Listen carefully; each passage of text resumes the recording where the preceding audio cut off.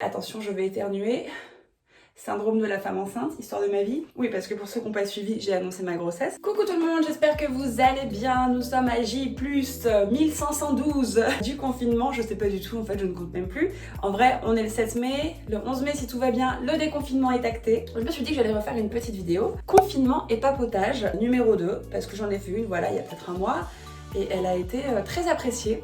Et j'ai remarqué un truc sur YouTube. Ce qui est drôle, c'est que quand je fais des vidéos où vraiment je me donne, je pense le truc, etc., il y a un montage vraiment solide derrière, etc., la vidéo, elle fait très peu de vues. Quand je fais des vidéos comme ça, spontanées, genre dans mes chiottes, avec du papier toilette, enfin dans mes chiottes, dans ma salle de bain, avec du papier toilette, mon mess, ma gueule, pas maquillée, etc., là, par contre, on explose les scores. Si ça fonctionne, tant mieux. Du coup, moi, je me suis dit que j'allais refaire une petite vidéo de ce type-là pour clôturer ce confinement. Voilà, ça m'empêchera pas d'en refaire, mais je trouve intéressant du coup de revenir sur ces 2 mois de confinement.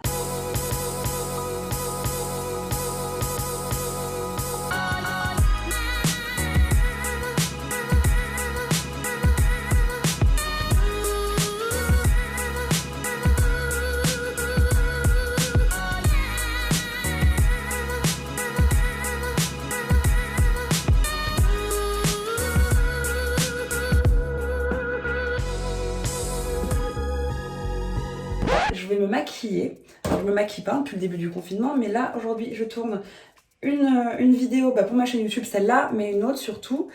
Et du coup, je vais me pimper un petit peu.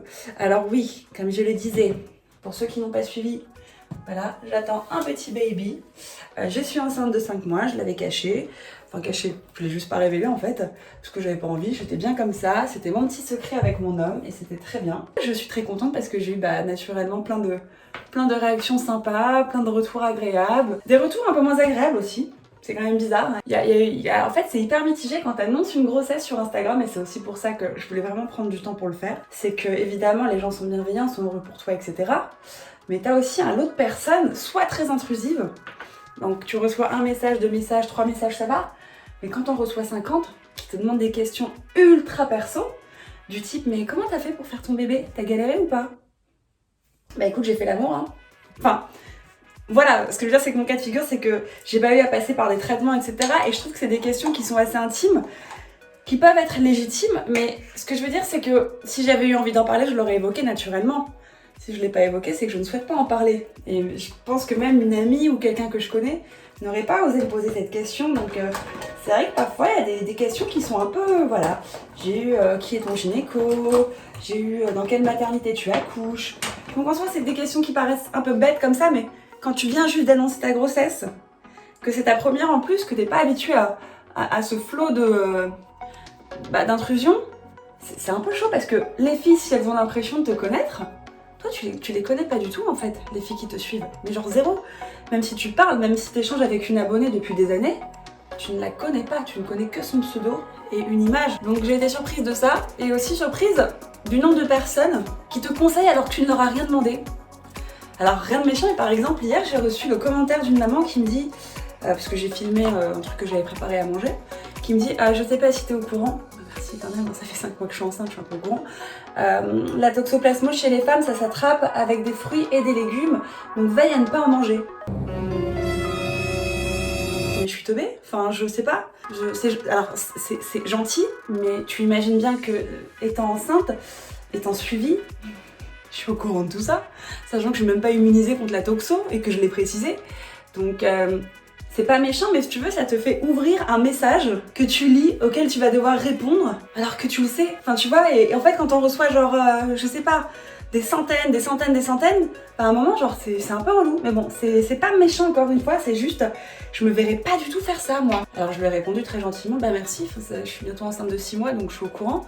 J'ai toujours pas attrapé la toxoplasmose en 33 ans.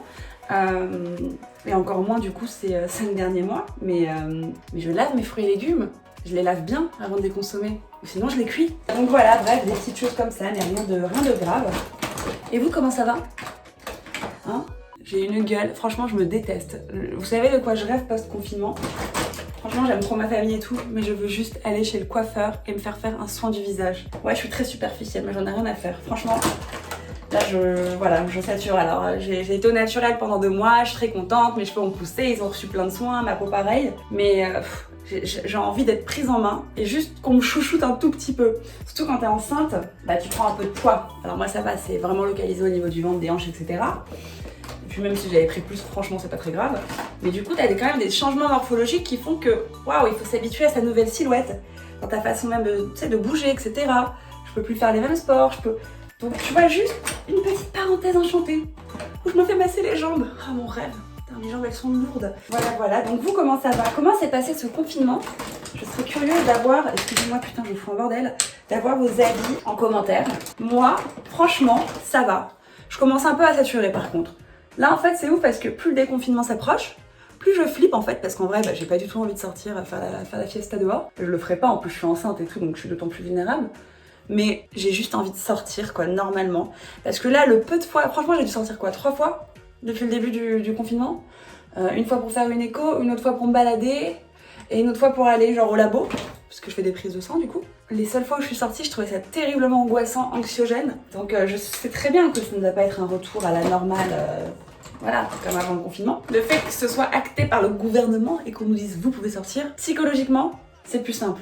Après, je suis pas sereine quoi. Je sais pas, on parle de deuxième vague, on parle de virus qui circulent toujours, donc voilà, naturellement, bah ouais, tu vas pas aller voir tous tes potes tous les jours, ou alors si tu vois, enfin moi en tout cas je sais que ce qu'on va faire, c'est que je pense qu'on va partir à la campagne post-confinement. Pourtant on a pas mal de boulot qui reprend, donc ça c'est cool, mais on va partir chez Mathieu dans sa maison à 45 minutes de Paris. Juste, je pense 4-5 jours, juste histoire de prendre de l'air frais, juste sortir de chez soi et d'avoir un peu d'air. Genre je ne suis pas sortie, je suis dans un appart. Donc voilà, et ceux qui me suivent savent à quel point je suis active, je suis même hyper active. Pour moi ça devient compliqué.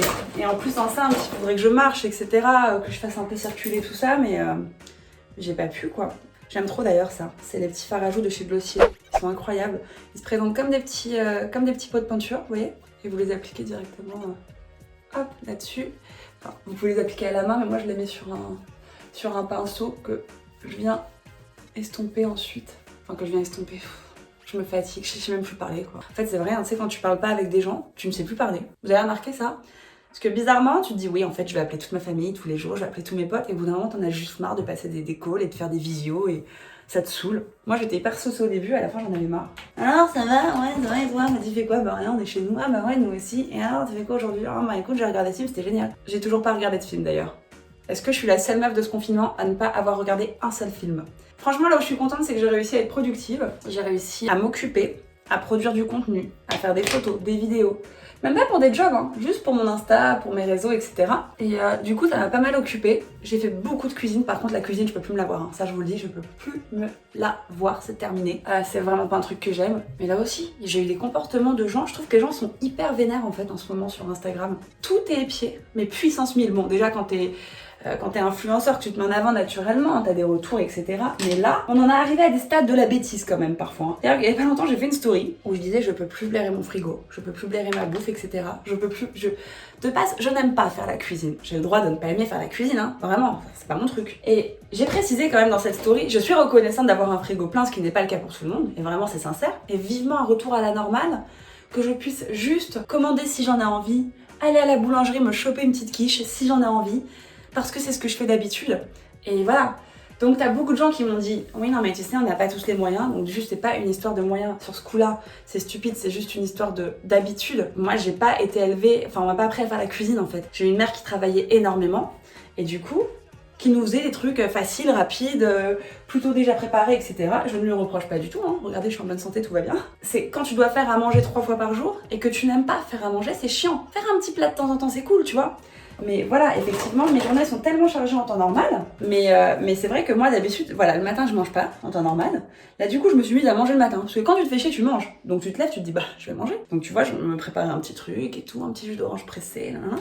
Tu vois, t'en fais un petit rituel, histoire de faire passer le temps. Le midi, en général, je mange vraiment à la va-vite. Je sais que c'est une mauvaise habitude, mais en général, j'ai pas le temps de déjeuner. Donc soit je suis dans la rue, je vais d'un rendez-vous à un autre, donc je chope un truc à manger, je le mange vite fait. Soit j'ai un rendez-vous boulot. Souvent c'est au restaurant parce que naturellement qui dit boulot je vais pas accueillir les gens à la maison et leur faire à bouffer. Sinon c'est souvent devant mon ordi, voilà, petite salade que je commande rapidement etc. Et c'est plutôt le soir en général que soit je prends le temps de faire un petit truc à bouffer, soit qu'on va dîner dans une petite crêperie en face de chez nous avec mon mec, soit qu'on est à un événement. Enfin, ma vie fait que voilà, je suis pas ce type de nana qui cuisine 3 fois par jour parce que c'est même pas mon kiff et que je travaille et que bon, après celle qui arrive, franchement respect, mais moi c'est pas mon truc. Donc tout a été repris, jugé, etc. Et une nana qui m'a dit oui, qu'elle manque de respect et tout vis-à-vis des gens qui meurent de faim. Je lui ai dit, mais j'ai précisé que j'étais reconnaissante d'avoir à manger. J'ai juste le droit d'exprimer le fait que je n'aime pas préparer à manger. Ça fait pas de moi quelqu'un d'horrible. Ce n'est pas mon kiff. Voilà, et j'ai pas honte de le dire. Pareil, réaction hyper démesurée d'une nana. Ça, c'était assez hallucinant quand même. Donc j'ai annoncé ma grossesse, trop cool, voilà, youpi, tout le monde est content. Et je reçois le message d'une femme qui me dit, j'ai posté un petit témoignage concernant ma fille qui est aujourd'hui à l'hôpital pour des symptômes de la maladie de Kawasaki, je crois que ça s'appelle comme ça, qui est une maladie qui touche les enfants. À savoir que ma fille n'avait déclaré aucun cas de coronavirus. Voilà, j'ai posté ce témoignage et j'ai lu son témoignage et franchement il m'a touchée. Il m'a touchée, je l'ai partagé et comme je le fais, mais vraiment de façon la plus naturelle, quand quelque chose me touche, je le partage et franchement j'en reçois des demandes de relais chaque jour, que ce soit pour tout et n'importe quelle cause. J'en ai refusé, par exemple j'ai même eu une nana qui m'a demandé, pardon, j'ai un cil dans l'œil, ça fait très mal, de poster le témoignage de son pote qui s'est fait licencier en période de coronavirus. J'ai dit à cette dame, je suis désolée, il y a beaucoup de gens qui ont été licenciés, enfin, c'est pas un cas à part et c'est pas... On peut rien faire quoi, enfin... Si je commence à faire du cas par cas comme ça, franchement, je m'en sors pas. Donc la nana avait compris, il n'y a pas eu de problème. Donc vraiment, je choisis ce que je mets en avant. Bref, ce témoignage-là m'a touchée. La maman alertait, elle disait en gros, juste je voulais alerter sur le fait qu'on peut ne pas présenter, enfin que ma fille n'a pas présenté de symptômes de coronavirus, mais voilà, qu'elle s'est retrouvée subitement avec des œdèmes un peu partout et qu'il a fallu l'emmener à l'hôpital et qu'en fait on a réalisé qu'elle a chopé le corona, qu'elle était juste asymptomatique. Voilà, donc je l'ai partagé et j'ai deux mamans qui me sont rentrées dedans. Une de façon très cordiale et une, sérieusement, elle m'a fait trop peur. Qui m'a agressée, genre oui, moi je me désabonne de toi parce que tu es anxiogène, parce que en fait, moi, tu me refiles tes angoisses ainsi qu'à mes enfants de 3 ans et 20 mois. Les enfants ils ont Insta, je comprends pas. Genre tu sais le pavé pour te dire que tu te désabonnes. À la limite désabonne-toi, tu vois. Donc j'ai fait un petit sondage en disant, en fait faut m'expliquer ce que parfois les gens viennent chercher sur nos réseaux. Parce que quand t'es influenceur, que tu postes des choses un peu superficielles comme on le fait, la mode, voilà, la beauté, trop cool, et que tu veux faire passer des bonnes causes, il y a des gens qui arrivent à te rentrer dedans. Et alors je peux comprendre ton point de vue qui est bon, c'est anxiogène et c'est pas ce que j'attendais sur ton réseau. Maintenant, c'est mon réseau, c'est le mien. Même s'il y a des abonnés dessus, ça reste le mien et je poste ce que je veux. Si tu n'adhères pas, juste désabonne-toi. Pourquoi tu m'agresses et surtout pourquoi et comment tu oses venir me dire que je te donne des angoisses parce que tes enfants ne sont pas sortis depuis 2 mois? Excuse-moi. Là où j'ai été rassurée, c'est que j'ai beaucoup d'autres personnes qui m'ont répondu, mais finalement cette maman, c'est elle qui est anxieuse et c'est elle qui ne gère juste pas la situation. Mais il fallait qu'elle trouve un bouc émissaire à son histoire. Donc franchement, ça m'a outrée parce que je suis en train de fabriquer un bébé dans mon ventre, etc. Je me dis, mais toute maman a une anxiété à un moment donné, ça va de soi. Je sais pas, on a tous eu nos parents inquiets pour des histoires qui nous paraissaient stupides, mais moi j'ai déjà vu ma mère inquiète parce que je rentrais trop tard de soirée, ou des choses comme ça. Mais c'est pas pour autant que ma mère a vomi son inquiétude à mon égard. Et là, cette dame, en fait, m'expliquait que, mon poste rajoutait une couche à son angoisse et que du coup, par la force des choses, j'allais angoisser ses gosses. Et à la limite, maîtrise ses émotions, fais, je sais pas, des séances à distance d'hypnose, fais de la sophrologie. En fait, il y a eu beaucoup de messages très gentils qui m'ont dit mais effectivement c'est ton compte, tu postes ce que tu veux et merci nous de nous en avoir informés, des mamans pourtant. Et une autre qui m'a répondu un commentaire que je trouvais très juste, qui m'a dit mais attends, moi j'ai commencé à lire le début du témoignage, ça m'a angoissée, j'ai juste arrêté de le lire, basta, passe à autre chose. J'ai trouvé qu'il y avait des comportements qui étaient vraiment abusifs pendant ce confinement et j'ai trouvé que malgré les élans de solidarité qu'il y avait beaucoup à l'égard des soignants, etc. Et ça je trouve ça génial, franchement j'ai été fière de notre patrie à ce moment-là.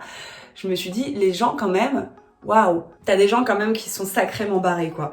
Genre qui prennent vraiment d'autant plus de temps de venir te dégommer, t'insulter, je sais pas. Après, est-ce que c'est une histoire de valeur, d'éducation? Est-ce que c'est... On est tous différents, bien sûr, et il faut accepter qu'on puisse avoir des réactions différentes d'autrui. Mais parfois, j'ai trouvé qu'il y avait des réactions tellement excessives. J'ai vu des trucs, franchement, j'ai vu des trucs, mais vous imaginez pas. Je peux pas en parler parce que c'est pas mes cas de figure, il y a même sur chez des potes influenceurs, des cas de figure des influenceurs qui se sont fait démonter parce qu'ils ont refusé de faire des lives, à la limite qui se sont fait insulter. Ok, si t'as pas envie de faire un live, je fais pas un live en fait, genre C'est pas parce qu'on est tous en période de crise que tu dois des choses à des gens. On est tous dans la merde, tu vois. Voilà, vivement en fait, genre que les gens se sortent à nouveau, prennent l'air, parce qu'il y a vraiment des comportements qui se modifient et que je trouve très agressifs. Et c'est dommage, c'est juste ce petit truc que je trouve dommage. Mais sinon, dans l'ensemble, franchement, voilà, je pense que quand on parlera de cette histoire dans 10 ans, dans 5 ans, on se dira « Oh, finalement, c'était rapide ». Parce que là, ça nous paraît tellement long. Moi, je sais que, putain, 2 mois, c'est long, quoi. 2 mois sans véritablement bosser, ça m'a manqué de bosser, hein. Je suis une tarée, hein. Voilà, mais parce que je sais qu'il y en a beaucoup qui étaient en télétravail et que ça a saoulé, pour qui ça a été difficile. Mais moi, ça a été vraiment compliqué de pas bosser. C'est dur, j'aime travailler vraiment, et quand t'aimes ce que tu fais, c'est dur. C'est dur parce que déjà, t'es inquiet de savoir si tu vas reprendre ou pas, mais c'est dur, quoi. C'est dur et là, je suis contente parce que ça reprend un peu du service. J'ai eu 5-6 projets qui ont été annulés, en tout des beaux projets en plus. Un qui a été reporté à 2021, ça c'est dommage, mais bon, pour moi, il est reporté. J'aime pas mon make-up.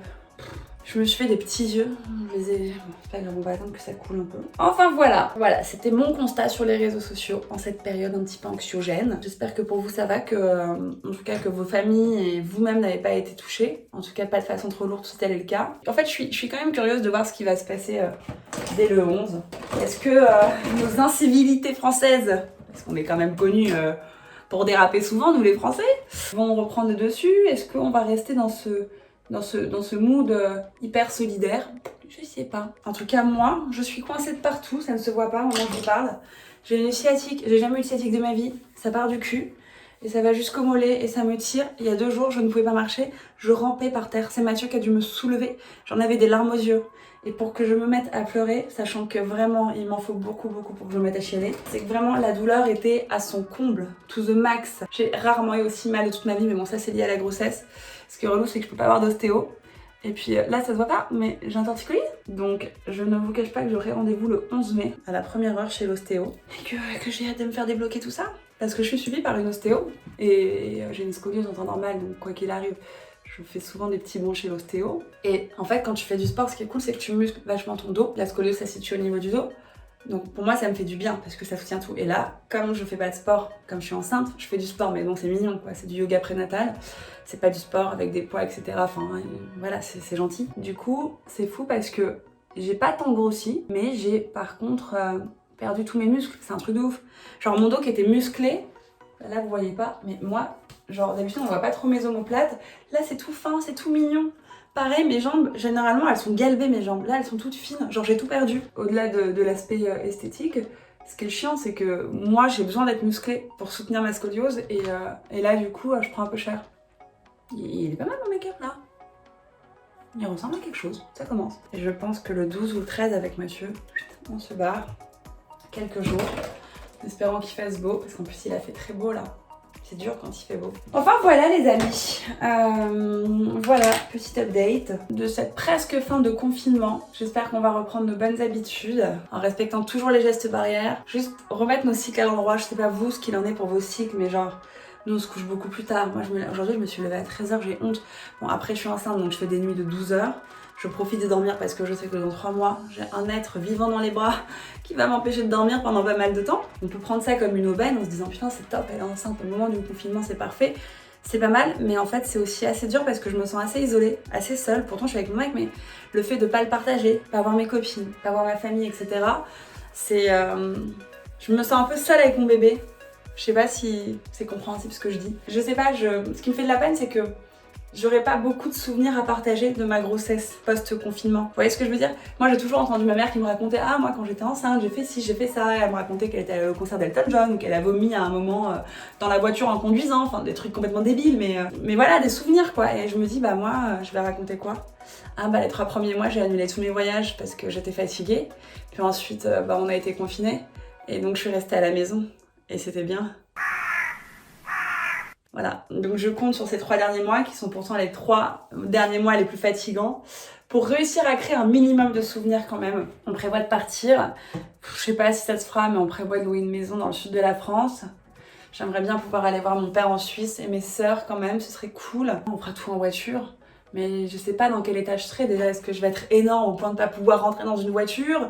Est-ce que je vais pas être trop fatiguée? Est-ce qu'avec ma sciatique je vais pouvoir m'asseoir correctement si je dois faire 8 heures de voiture? Parce que l'idée c'est de pas prendre le train. J'avais une très belle proposition pour partir dans une maison en Corse C'était un échange voilà, qui était mis en place depuis un petit moment. C'est maintenu, mais pour ça, il faut que je prenne l'avion. Donc là, j'ai dû le refuser. Je devais partir au mois de juin, du coup. Voilà, mais je me sens pas de prendre l'avion. Je me sens pas d'aller à l'aéroport, croiser des gens, etc. Je me dis, putain, je suis pas restée confinée 2 mois pour aller me confronter à un virus, quoi. Franchement, je serais pas enceinte, je pense que je serais un petit peu plus détendue, parce que je pense pas être une personne à risque. Après, faut jamais dire jamais, ça n'arrive pas qu'aux autres, évidemment. Mais voilà, j'ai pas de diabète, je suis pas en surpoids, j'ai pas de soucis de santé en temps normal. Mais étant enceinte, franchement, j'ai vraiment pas envie de prendre de risques, sachant qu'une femme enceinte ne peut pas se soigner. Normalement, tu prends du Doliprane quand t'es malade, basta, tu vois. Voilà, puis je sais pas à quel niveau tu transmets ça à ton enfant, enfin... Donc vraiment, je préfère ne prendre aucun risque, ne prendre sur moi et me dire, ok, été 2020 tout pourri, été 2021 va être chambé. Et en plus, on sera 3. Voilà les amis, je pense que cette vidéo, voilà, va peut-être prendre fin maintenant. N'hésitez pas à me donner vos impressions. On peut se refaire des petits confinements et papotages, on l'appellera autrement. Et en tout cas, voilà, moi ça m'a fait plaisir de partager un peu ça avec vous. J'espère que vous allez bien. Je vous souhaite plein de courage. Et encore une fois, voilà, je me permets de faire passer le message sans donner de leçons, mais on va être déconfinés. Je vais pas dire alors restez à la maison, parce que si on est déconfiné, t'as le droit de sortir, mais continuons à respecter les gestes barrières en tout cas. Bien nous laver les mains, je pense que c'est une habitude voilà, qu'on a prise et qu'il faut continuer. Porter des masques. Alors quel masque? Parce que oui, ça c'est un scandale aussi, j'ai même pas envie d'en parler, mais quand tu vois le prix que coûtent les masques, mais c'est la honte, franchement c'est la honte. Quand tu vois que dans d'autres pays, genre, ils sont donnés ou... vendus juste quelques centimes et que nous, ils sont là, ils te chargent juste pour sauver ta vie. Ouais, je comprends pas. Franchement, j'avais pas envie de rentrer dans ce débat politique parce qu'il y a tellement de fails. Je trouve qu'il y a eu tellement de fails et je pense que tout le monde est d'accord avec moi. C'est la honte. Franchement, on fout la honte. Je trouve que voilà, le gouvernement a tellement mal géré cette crise. C'est facile à dire, hein, je suis pas le gouvernement, je suis personne, mais waouh, d'un point de vue extérieur, franchement, même si je compare avec le Maroc, qui est mon deuxième pays, je me dis, mais attends, ils ont géré comme des chefs. Et nous, on est là, puissance mondiale, et on gère que dalle. Enfin bon, peu importe, c'est un autre débat. Bref, protégez-vous, je vous fais des bisous. Merci d'avoir suivi cette petite vidéo. Et puis, on se retrouve très vite. Je vais tourner ma seconde vidéo tout de suite, une vidéo musique du coup, qui je pense, oui, sera postée après celle-ci. Voilà, donc restez connectés. N'hésitez pas à vous abonner, à liker, à m'encourager ou pas. Et voilà, je vous remercie et je vous embrasse et vous dis à très vite.